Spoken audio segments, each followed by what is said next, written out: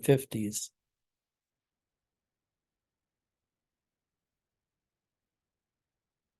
When I hear them now, they're still magical to me.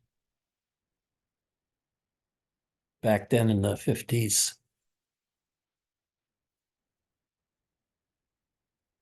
there was no spirituality in the United States. It was all Christianity, churches, worship.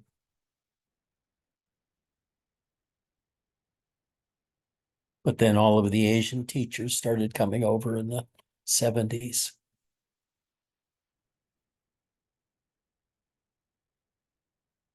I'm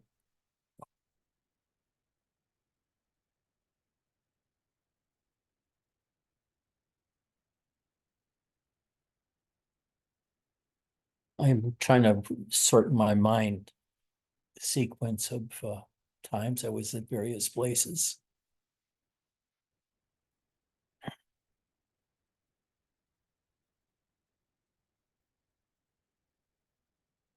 But I remember how little I understood about spirituality and how much I loved the chanting.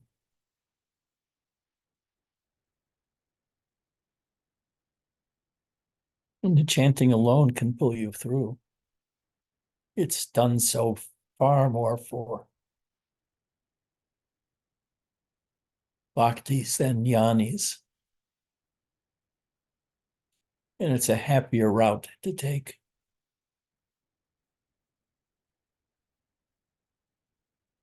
Love and worship are two very powerful handles. So check out Yogananda, the Self-Realization Fellowship, and you can buy these chants there.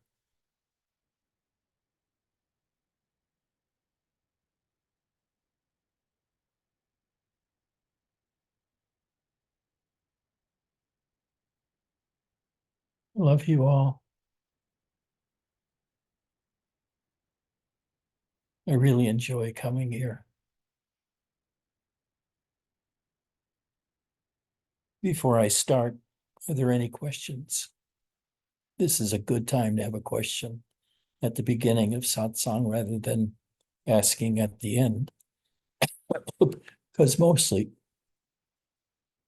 by the end, people are very deep in themselves, and that's the last thing they have in mind is a question.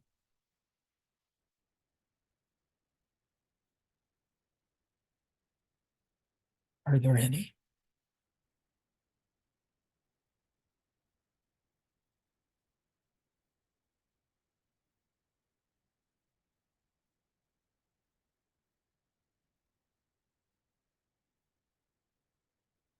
The further I got into it, the less and less I understood.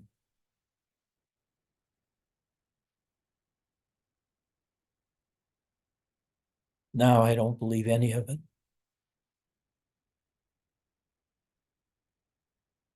because I have my own.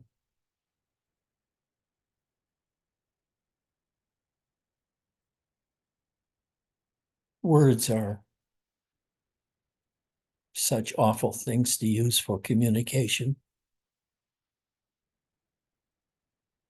Words like God, self-realization.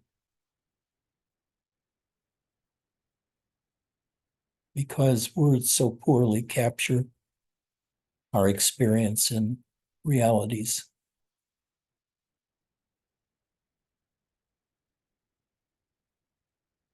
But chanting well done removes the obstacle of language. You can feel the yearning in Yogananda.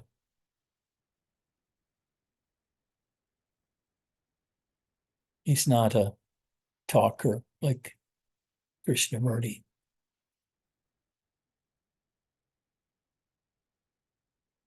Pure devotion, pure love, surrender.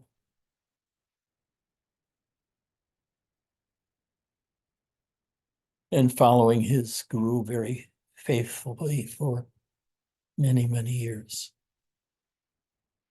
It's all part of a package, you might say.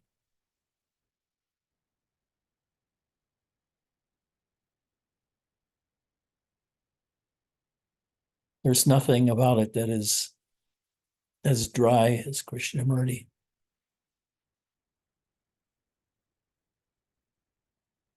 It's a very wet path.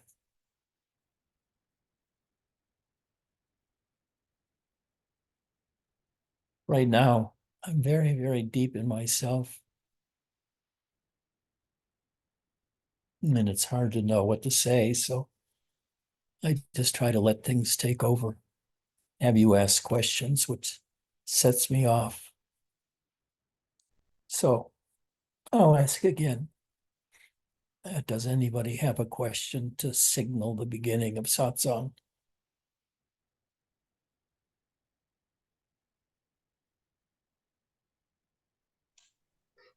I can have one. Sure. What about the fear of being alone? Say it loud. What about the fear of being alone? I'll tell you.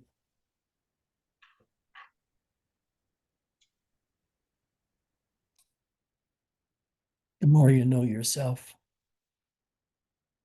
the less you feel like being with others. So you may fear being alone, but being alone is really being with God. It's an entirely different world than we usually live in. Fear of being alone is kind of ingrained in us.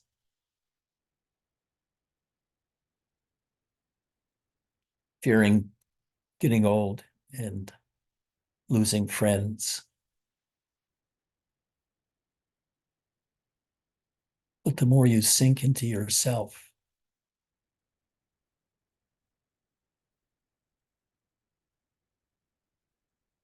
entirely new world opens up. That's not the world of humans, not the words of civilization, of give and take, of exchanging ideas, or even messages of hope. When you dive into yourself, all of the other stuff disappears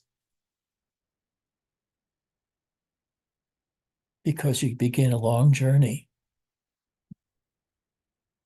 of becoming self-realized in all things.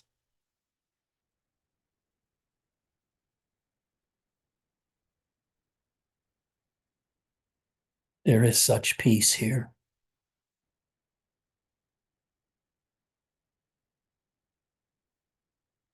And it's not a little thing. It's like bumping into the cloud of heaven and finding it impenetrable. Your only way in is to surrender to it.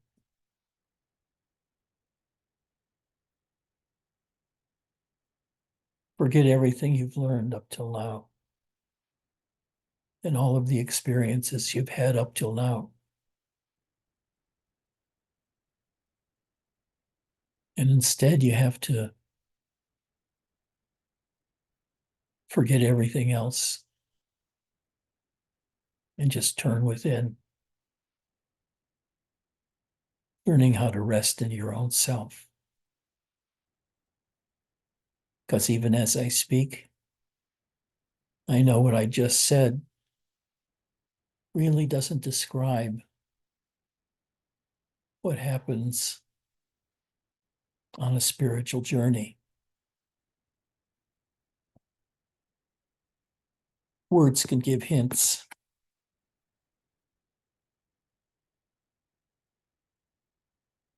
But when you're seeking a teacher,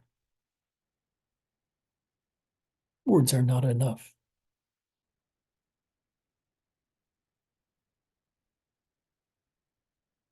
I don't fully understand the path and how it works. But I know that the idea of surrender, surrendering to your guru, or surrender to the path that he or she teaches. It could be one of just chanting and music.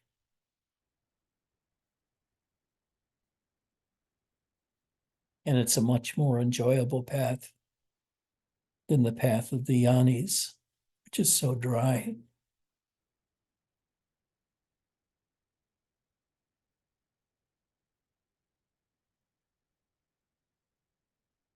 To fully immerse yourself into surrender.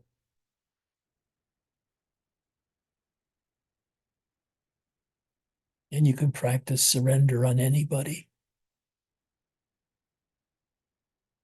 A dog, cat, a relative, a saint, anybody else but yourself. And you worship that person.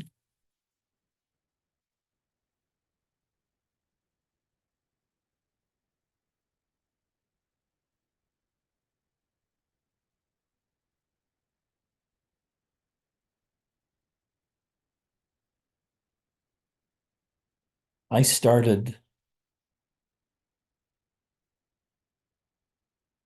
by going to a teacher in New York, one who had died, but his ashram was there. I even forget the name. Does anybody remember from past talks? Is it Capello?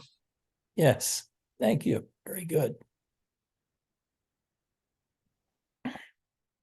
His ashram was in Rochester, New York. Rochester's a beautiful town. I loved walking around town, seeing the brightness, the flowers, the greenery, and feeling the ashram. I didn't get any feeling of overall or overreaching love, but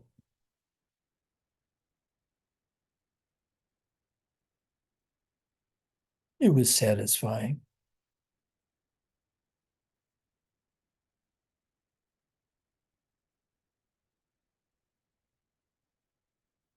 Matter of fact, I talked to Capello again about 12 years ago, I think, 10 years ago.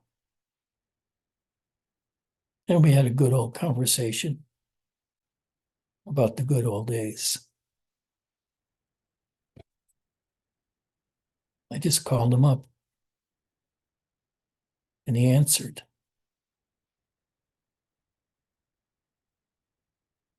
Capello is a very good teacher. I got my start of understanding spirituality from Capello a long, long time ago. And it's when I was with Capello that I saw an advertisement from Mount Baldy Zen Center that they were beginning the winter Seichu training period of 3 months.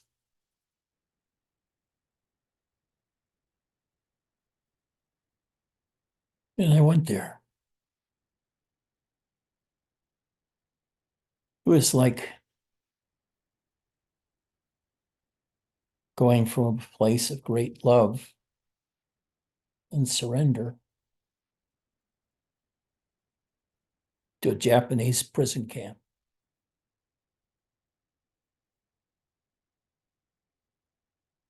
It was tough going there. It was winter, and it was a deep winter. It was common to get below zero temperatures.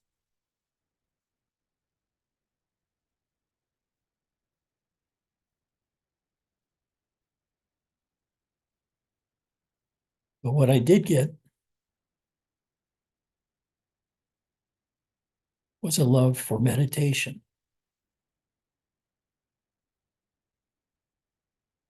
which does not come quickly or easily for anyone, I think, at least any American or Westerner.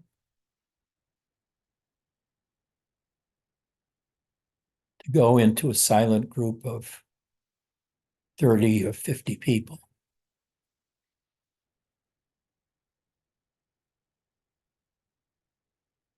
and to sit unmoving for 25 minutes at a time, 10 times a day, with periods of what we call kinhin, which was walking around the ashram grounds at Mount Baldy.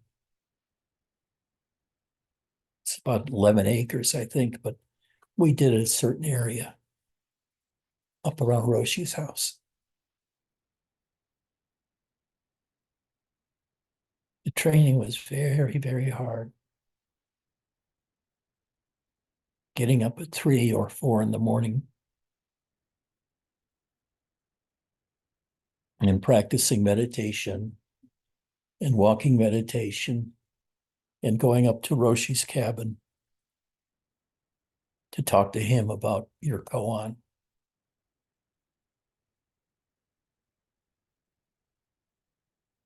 One of the koans he had was, how do you realize God when looking at a fir tree?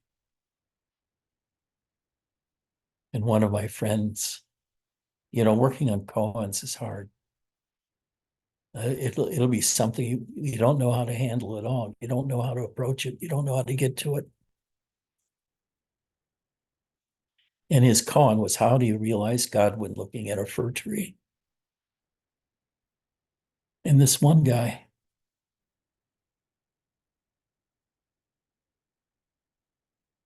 took a branch from a tree, which he hid under his hakama, his skirt. And he said, my koan is, how do you realize God when looking at a fir tree? And he pulls out this large tree branch. I mean, it was large, like 4 feet long, 3 feet long. And Roshi hit him several times. Didn't laugh. He just dismissed him. But I thought it was the coolest thing any of his students ever did. But I began answering koans after about a week.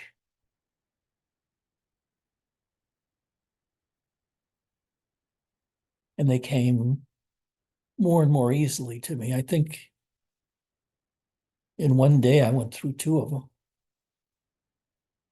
or 3. The reason is there are various classes and levels of koans. And if you pass one in any of those classes, you could answer all the others that mark you being at that point.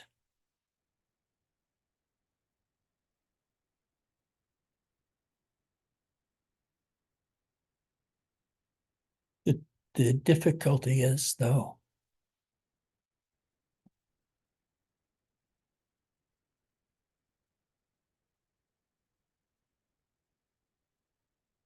there was no room for you there, you, the person.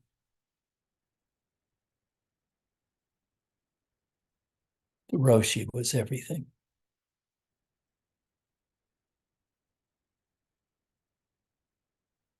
He was taking you to nirvana. And nothing else mattered.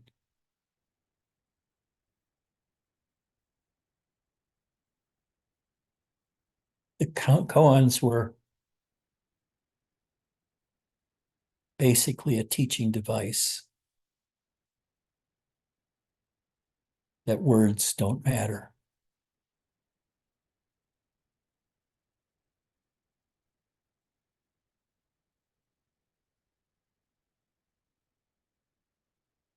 The answer to the koan, how do you realize God when looking at a fir tree, was not to bring a fir tree in, the branch, but to become a tree yourself. Feel like you were that tree.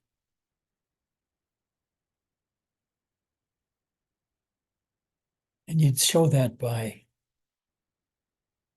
repeating your koan when you came in to see the Roshi. And standing up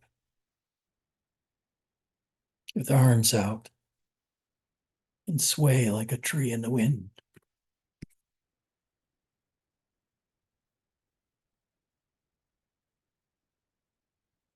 What he said when I did it for the first time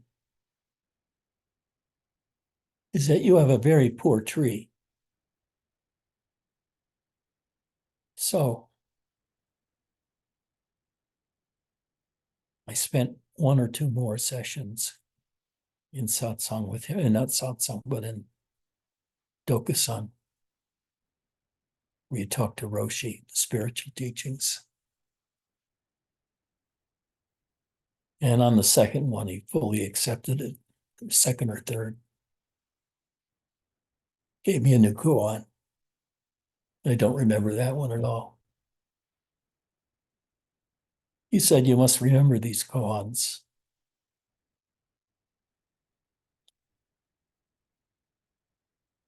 He said there were 25,000 of them.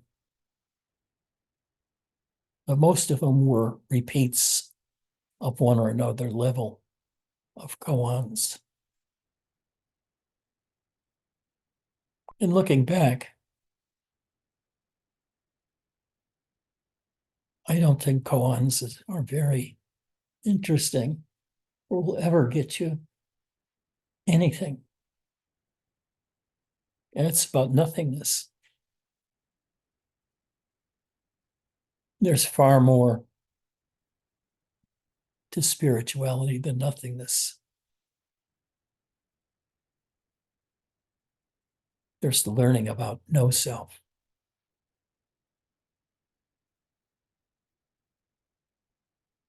Letting the human self of you as a person, with your memories, with your attitudes, with your education, letting all that go. And instead, search for that place where you are zero, when you're nothing. You're no longer a human, man or woman.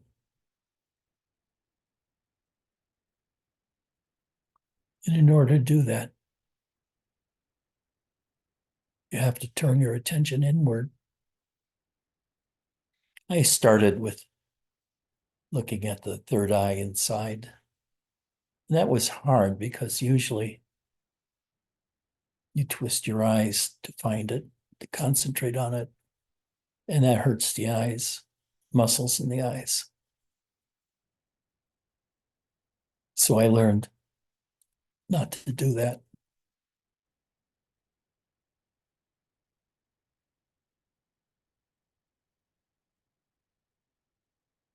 But in the final analysis over the years, you empty yourself of all human concerns relevant to your life.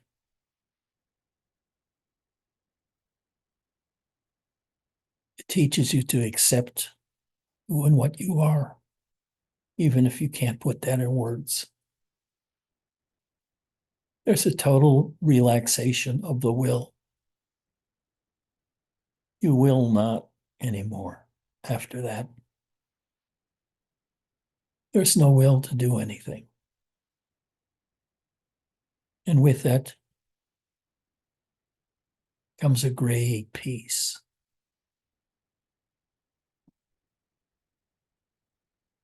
And gradually, you get to the place where you accept everything that happens in the world and happens to you without any thought about it, without any doubt. You're just at rest in yourself.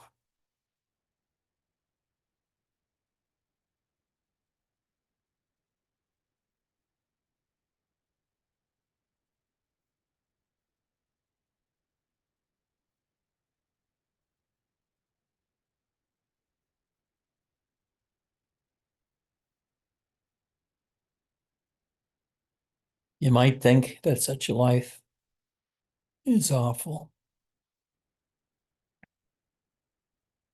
because there's not going to be any great speakers that are born out of such a tradition.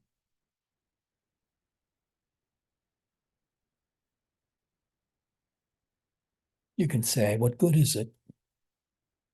I haven't learned anything new. True, but I've learned to shut up, that it doesn't matter. Words don't matter. Concepts don't matter. Beliefs don't matter. What you're looking for in all of this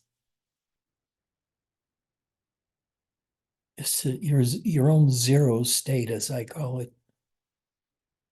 They may call it the original face.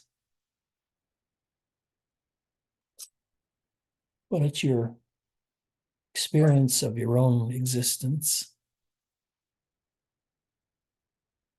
but unfettered by any ideas or any goals, any habits. They all go. And rather than becoming bleak, you become happier and happier. And it's not a linear process. Some days are much happier than others. But generally, the bad days don't feel so bad anymore. A friend of yours dying, I don't care. You get to the place where you don't care about your own living and dying. And so much peace comes from that. You're no longer an advocate for yourself. You're just the center of your own world. You immerse yourself in your body and feel the life force throughout your whole body. Even go through a period of playing with the energies for 2 or 3 years. Feel them in your fingers, how far you can get them apart. You feel them going in and around your body, especially the Kundalini current. And I had a pain on the right side of my spine near my heart for years, even after Mount Baldy. And one day, that point of pain in my spine finally disappeared. It never came back. A pain that I had had for years disappeared.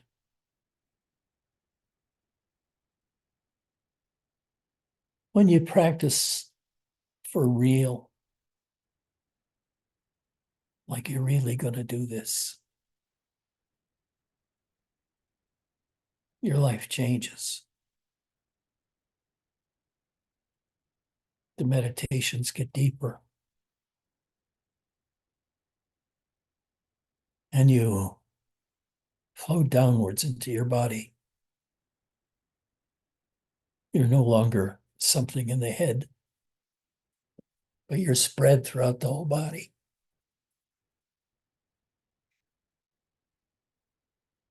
It's almost as if you sank into the ocean.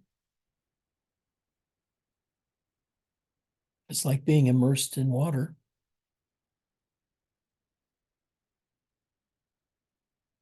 Your ocean of experience shrinks into you.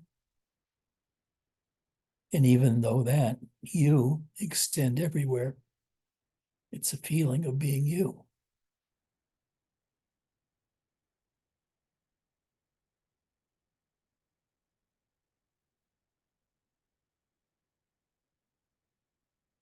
And I can't say it's a happy experience or an unhappy experience,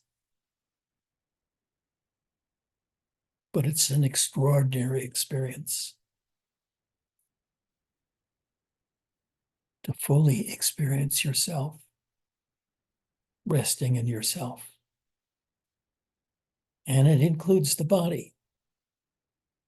But the body is just holding the self. It's a package that the self comes in.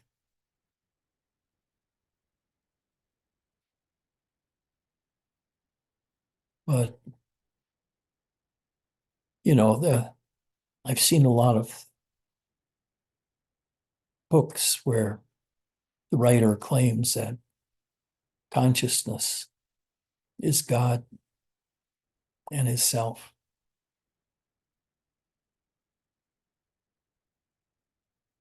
But that's not exactly it.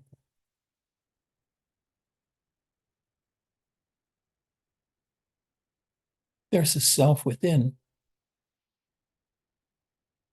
that looks, tastes, smells, thinks,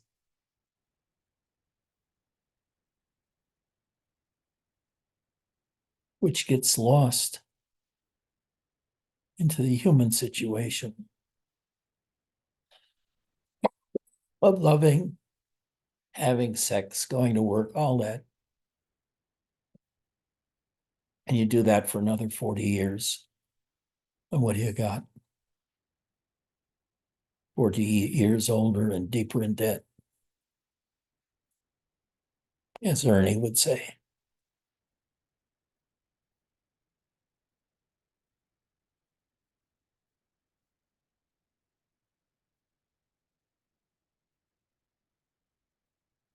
All the shit we go through,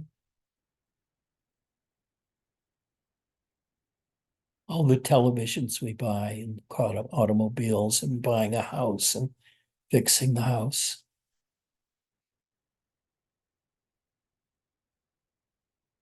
They're the lively parts of our life. But attending to them takes you away from a recognition of the depth of your own self.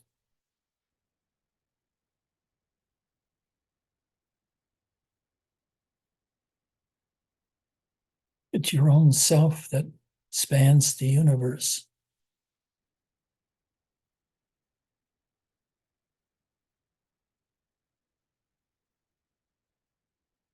And when you look within to try to find the self,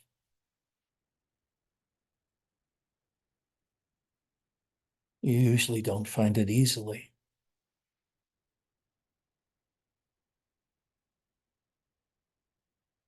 Because I think probably many times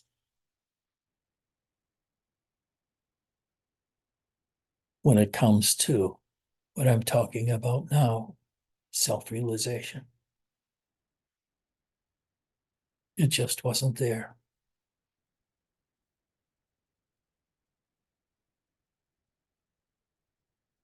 Self-realization doesn't mean a normal, happy human being, successful at life, at love, acquiring many objects and being a great teacher of whatever, quantum mechanics, religion, whatever.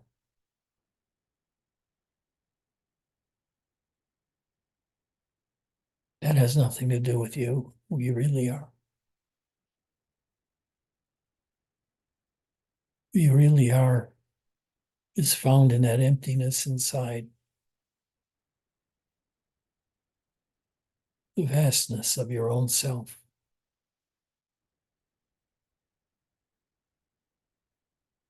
And the new kind of happiness that happens to you.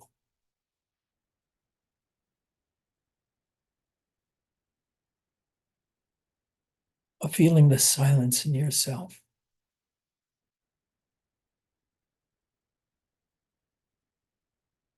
And over years,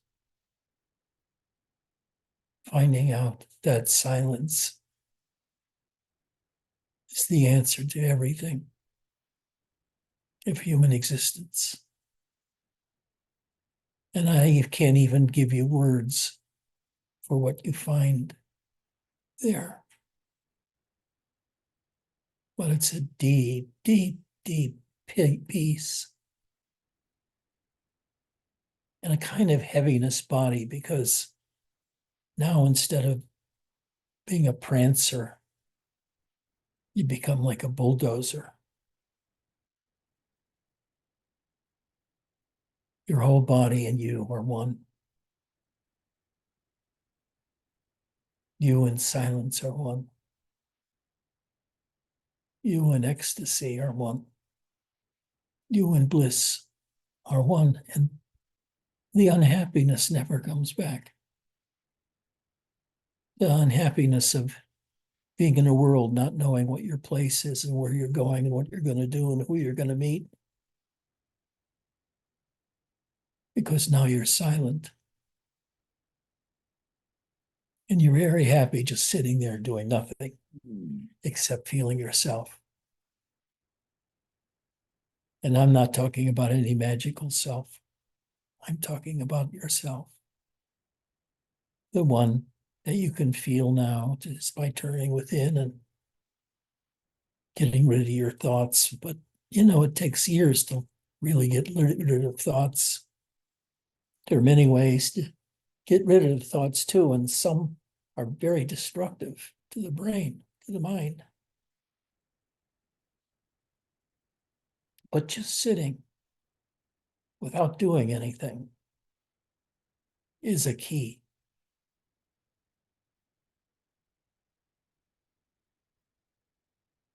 If, when something difficult happens, you can just go to your room, wherever it is, and sit there in silence and do nothing.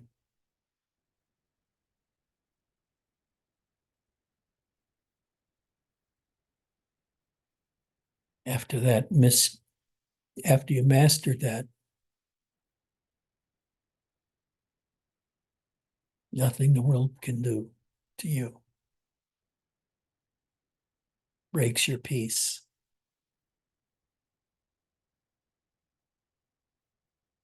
I didn't know back then, 1,000 years ago, it seems, when I was at Mount Baldy,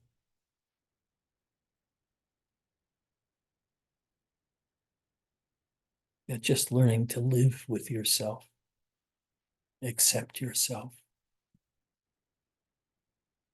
immerse yourself in your body,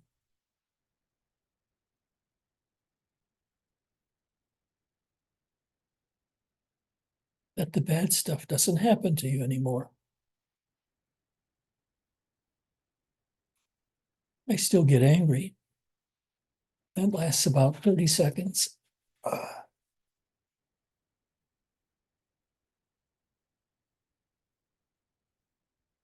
But most of the time, I'm resting in my own sense of presence, you might say it, might call it. The feeling of being alive, feeling your entire body, all the internal energies. Takes years to get used to them.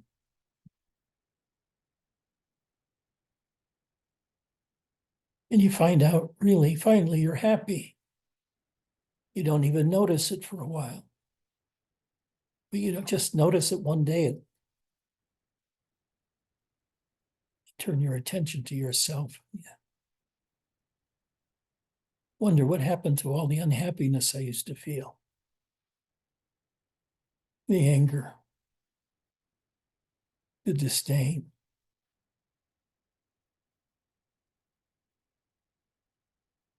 Brutality I saw in the newspapers. All of that goes, all of the bad shit goes.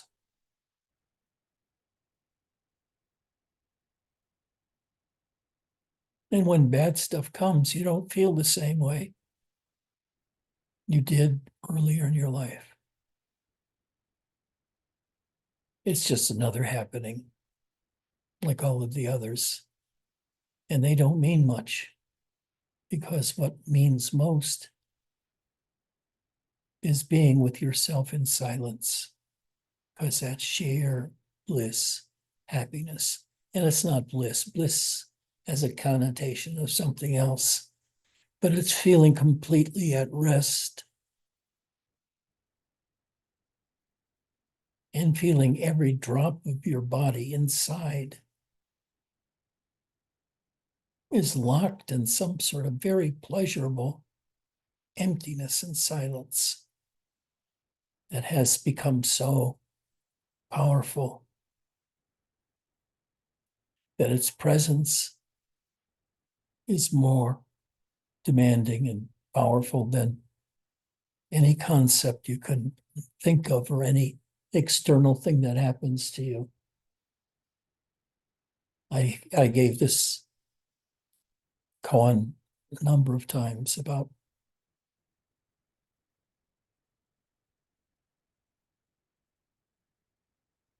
the Buddhist monk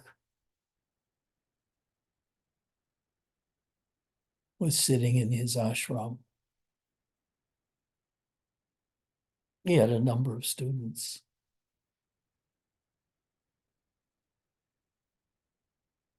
No, that's wrong.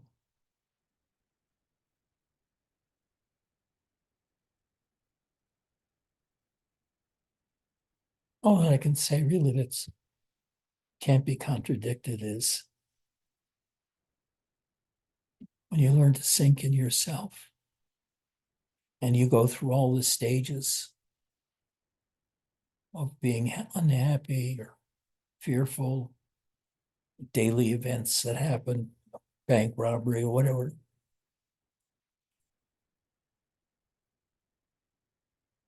They're only momentary.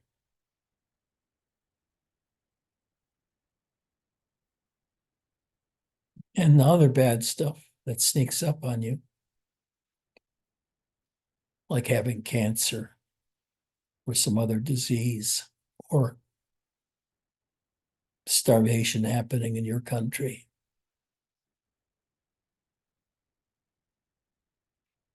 doesn't mean that much, because inside you're always the same. And in a state I really can't describe. But if I were to try to describe it, it would be, to myself, I feel very heavy. I've sunk all the way into my body.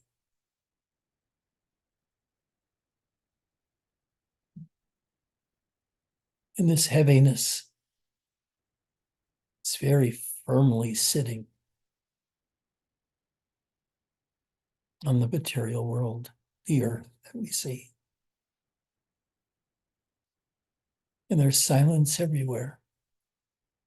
The thinking that goes on automatically in most people It may still be there in the background,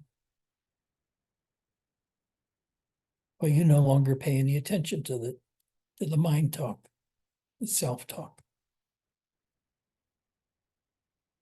Every once in a while, I tune into this stream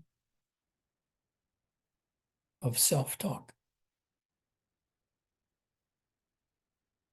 and find that it doesn't touch me because I know that all words are lies. They're just concepts that the human mind, because it's really good mind, makes up these concepts about the world around us. And then we're taught what the world is like around us by our teachers who teach from books.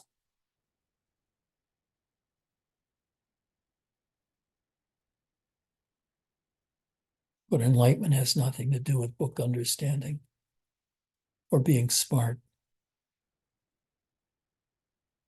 or understanding the sutras.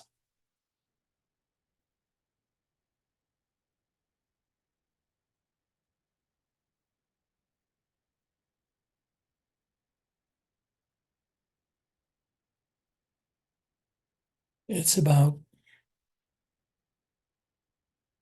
feeling very immersed in your own self, finding the silence, pure happiness.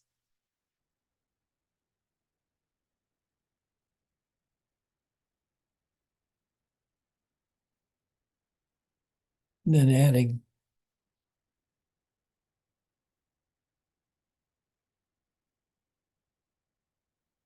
understanding,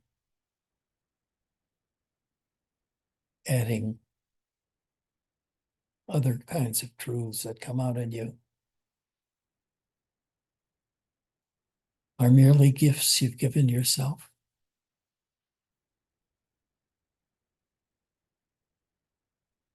And you don't have the slightest need to do anything, it seems.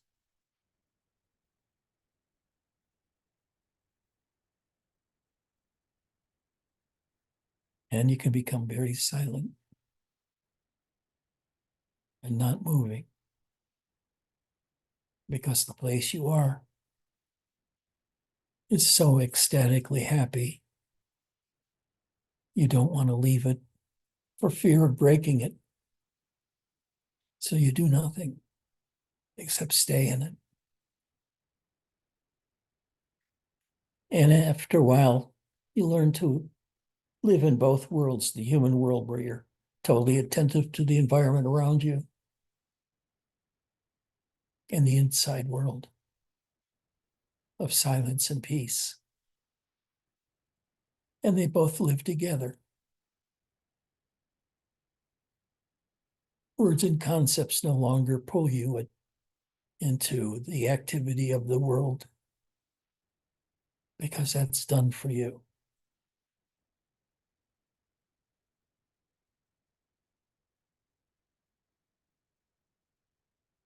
You're already so happy. The promise of more doesn't move you. Imagine having 24-hour days, 30-day months of complete happiness in all situations.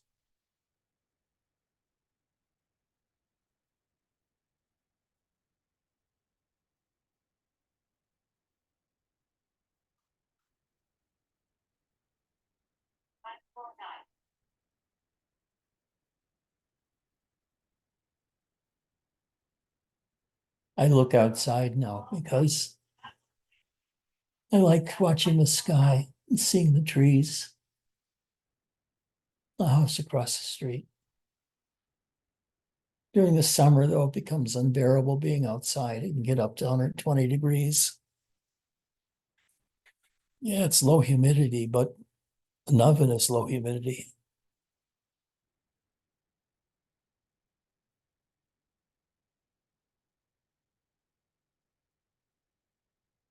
But like now, winter, it's a perfect environment.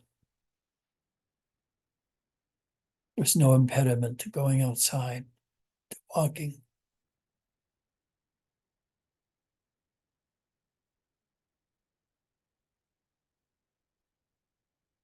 Do any of you have any questions?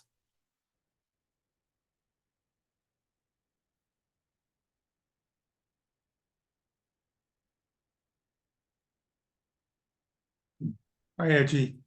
It's me. You remember me? Oh, yes.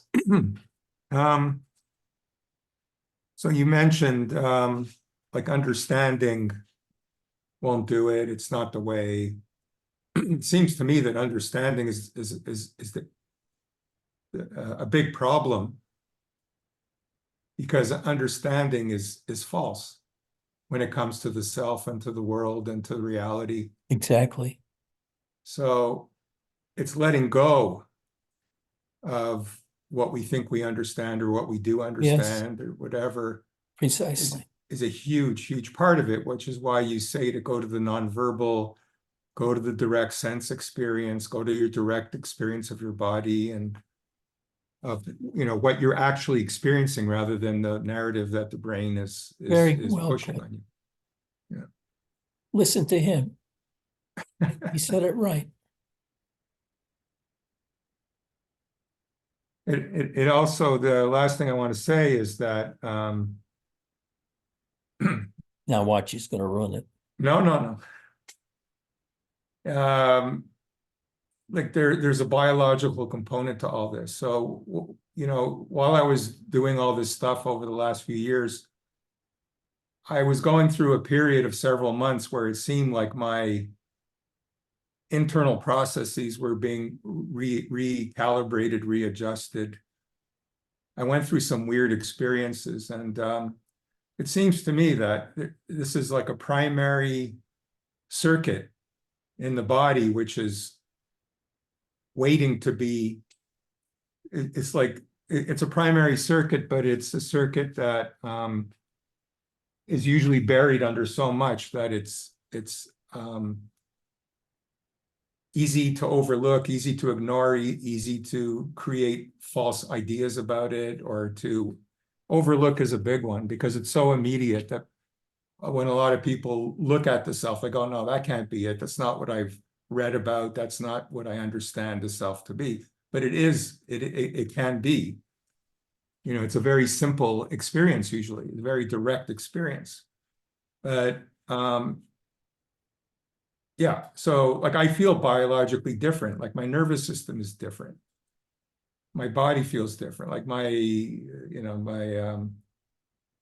but it was always there. It was never not there.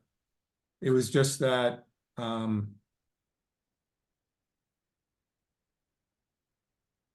I had so much understanding, so-called understanding, that it was blocking. And it was always trying to come through, but it was so blocked by my false ideas and my false identifications that it was very rare, very intermittent, very flimsy connection to it.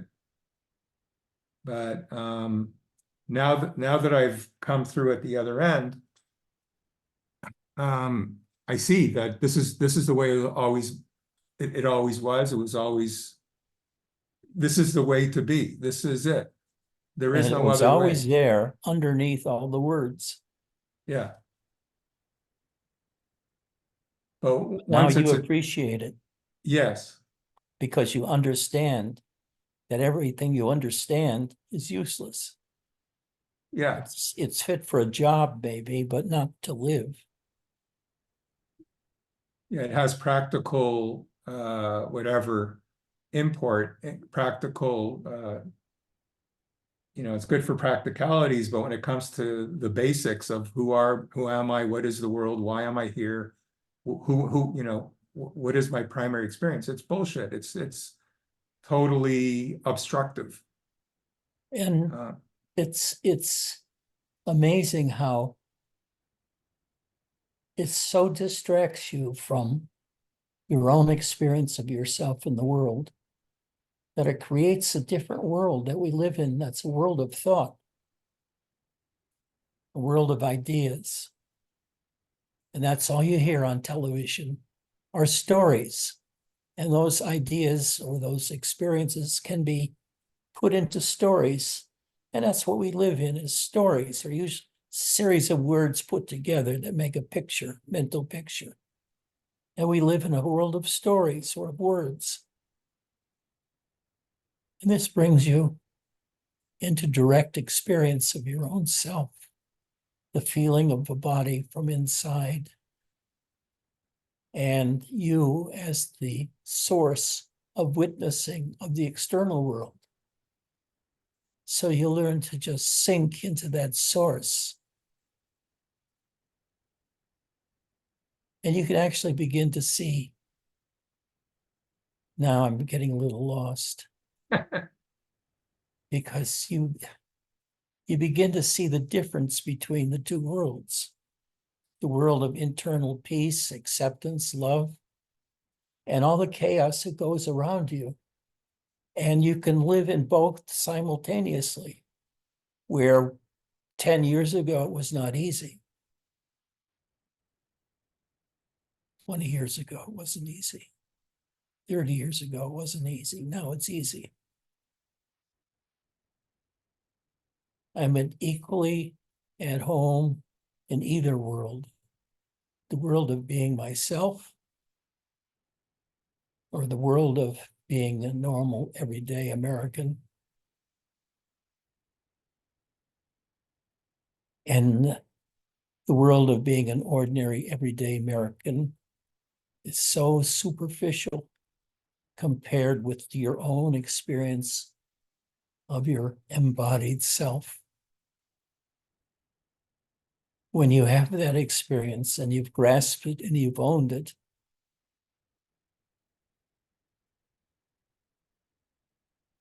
you're a master of the other world. You never really return to the old world that you left behind. You know it's there, you watch it, read the newspapers about it, you watch television. But what's going on in you all that other time is, I feel happy.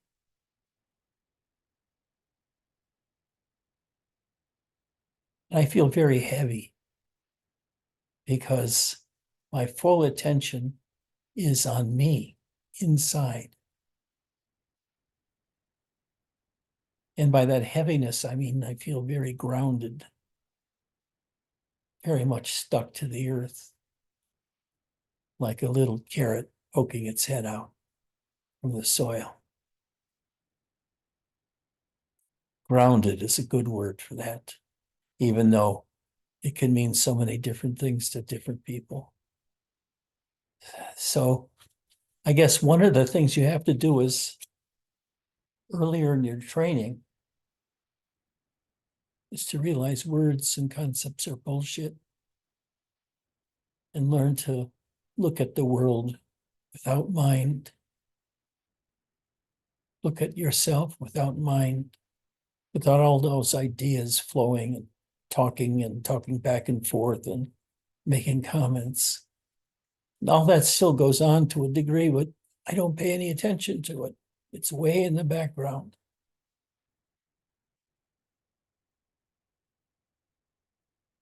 And because that existence is so light, even though you feel heavy, it's hard to put into words, but I'm nothing like I was 40 years ago. I'm much happier, far more calm. And I understand things in a way that's far deeper than words could ever put, because words will keep you in your head trying to figure things out. But living in yourself is really easy once you learn what you're trying to do, which is to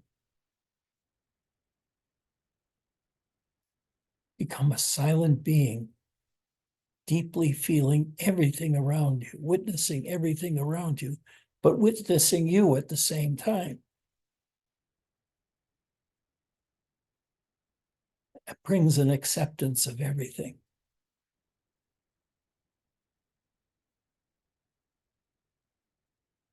It doesn't make it much easier, though, to experience the death of one of my cats. That always tears me apart. But now it doesn't tear me apart as much as it used to. Because I know I've been very gentle with all of my cats, very loving, even in the touching, in the feeding. And I've given all I could to them. So there's nothing left over that demands something to be done in the future to repair it.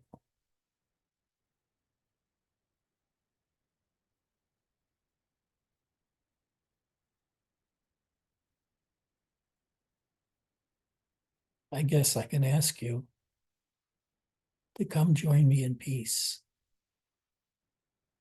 in rest, while being in your own self.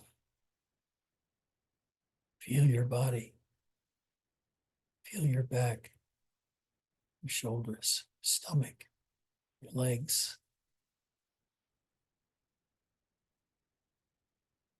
Now feel the room around you.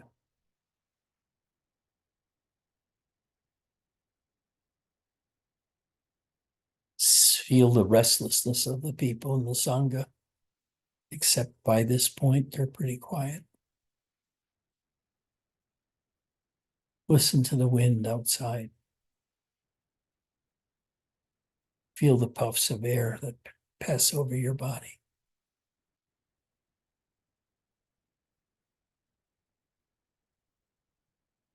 And when you stop totally. Come here. Come on. Come on. Oh, there you go.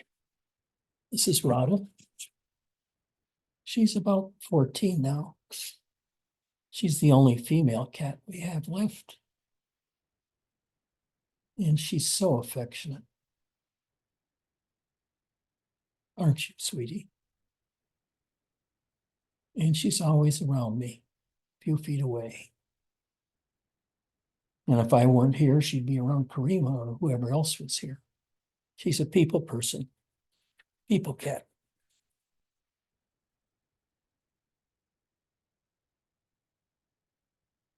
So pet your cat. Love your mate. And if you don't have someone in your life, love yourself exclusively.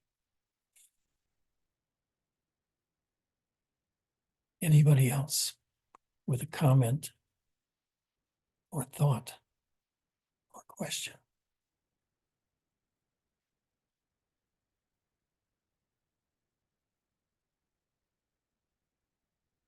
Eric?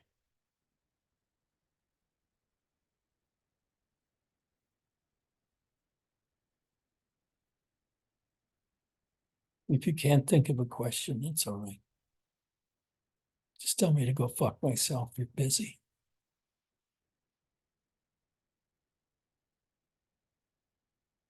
No questions, but just thank you for today, for the silence. I don't know if you heard that. My cat just chimed in. I didn't hear it. Uh, well, she That's agrees. neat. Yeah, just thank you for holding space for us to experience silence and emptiness and peace and bliss and all those things that we come to satsang for. The gentle reminder. Imagine Thank what it's like to be in it all the time. The other world no longer clutches you. You've cut your ties with the old human world of 1970s America. Now 2024 America. You cut this, the importance of civilization, of togetherness, because you alone are enough and more than enough. Because when you rest in yourself, there's continuous happiness. And I would use the word bliss, but bliss sort of has a different connotation, like an electric kind of feel. And it's not that at all. It's like a warm, inviting, deep pool of water that you sink into. And it feels so damn comfortable, so damn loving. And you check your body and you no longer have any chronic tension points.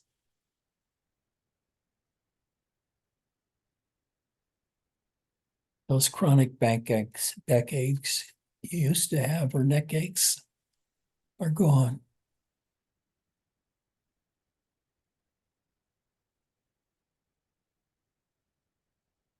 And you're living only in your own self, talking to brothers and sisters, trying to tell them about their own self that they can experience if they just learn to be quiet and turn your attention inwards. Probably the best place to put your attention is in your heart, because if it's in the head, you're going to have problems for a long time, because the head is so close to mentation.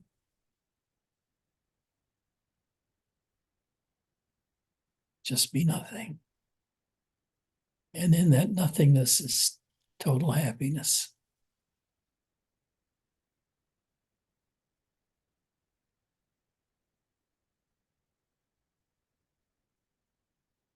Thank you.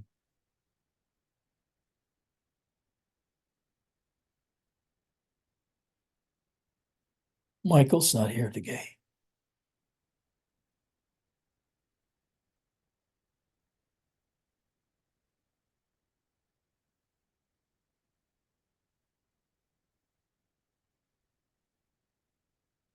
Michael's a strange character.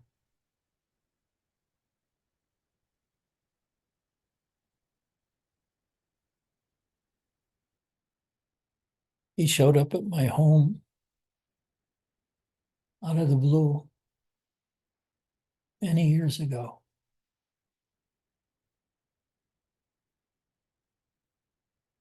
And we had a little talk and a little satsang together.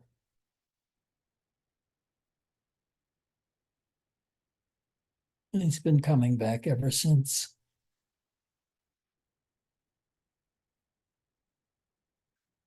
He tends to get lost in the world because he's young. Young people tend to do that. It's we older people who've learned to let go of that because of these teachings. Happiness comes not with a full life, but with a full immersion in our own life.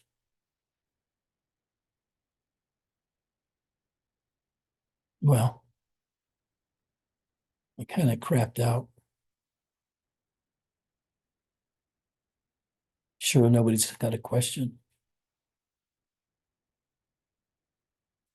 Going once, going twice, go on.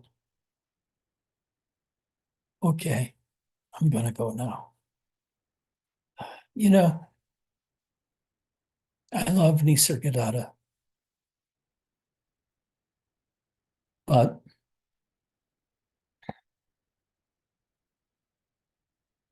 he was kind of always poking people.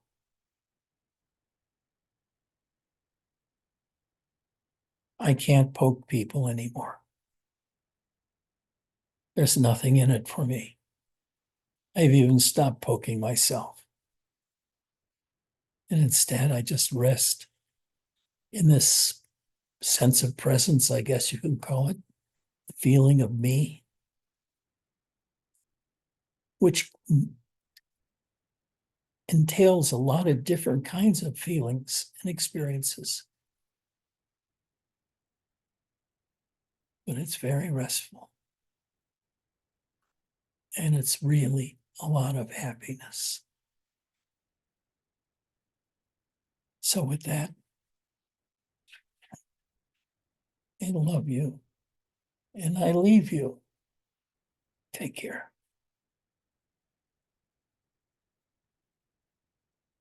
You want to take over, Mark? Sure.